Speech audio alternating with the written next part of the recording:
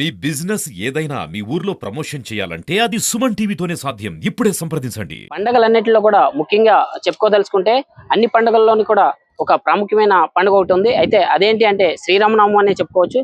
ప్రతి గ్రామంలోని కూడా శ్రీరాముని విగ్రహాలు అలాగే శ్రీరాముని గుడి లేకుండా ఏ ఊరు కూడా ఉండదు.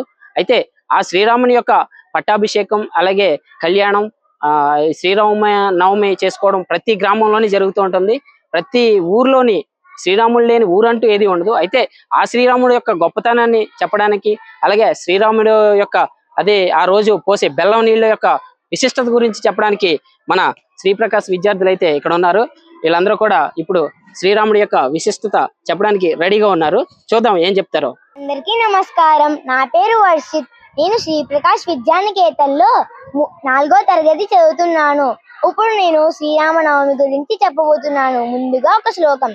శ్రీరామ రామ రామేతి రమే రామే మనోరమే సహస్రనామ తత్తుల్యం రామనామ వరాననే. శ్లోకం చాలా బాగుందే. ఈ రోజు విశిష్టత నీకు తెలియదా? ఈ రోజు శ్రీరామనవమి కదా. అవును. శ్రీరామనవమి ప్రాముఖ్యత నీకు తెలుసా? తెలుసు. ముందుగా నేను చెబుతాను.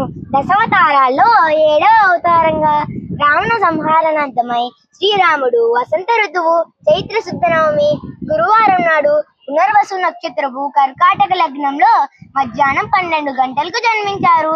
ప్రతి సంవత్సరం ఈ రోజునే శ్రీరామనవమిని పండుగలా జరుపుకుంటాం.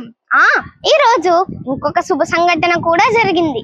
14 సంవత్సరాల అరణ్యవాసం రావణ సంహారం తరువాత శ్రీరాముడు సీతా సమేతంగా అయోధ్యలో పట్టాభిషిక్తుడైనాడు.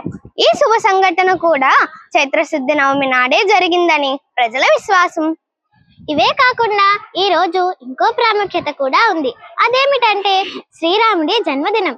ఈ రోజున భద్రాచలంలో శ్రీరామనవమి ఉత్సవాలు అంగరంగ వైభవంగా జరుపుతారు. భద్రాచలానికి పేరెలా వచ్చింది?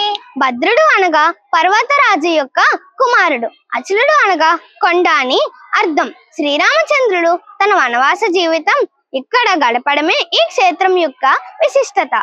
నాకు తెలుసు. మా ఊర్లో పెద్ద పెద్ద పందిళ్లు వేసి సీతారాముల కళ్యాణం జరిపిస్తారు. పైగా పానకం వడపప్పుని నైవేద్యంగా పెడతారు. పానకం వడపప్పు యొక్క ప్రాముఖ్యత ఏంటి కుశల్? పానకంలో ఉపయోగించే మిరియాలు మరియు ఏలకులు మనకి వచ్చే గొంతు నొప్పుల నుండి ఉపశమనం కలిగిస్తుంది, ఔషధంలా కూడా పనిచేస్తుంది అని చెబుతారు. మరియు వడపప్పు మండుతున్న ఎండలో వడకట్టకుండా కాపాడుతుంది అని అర్థం.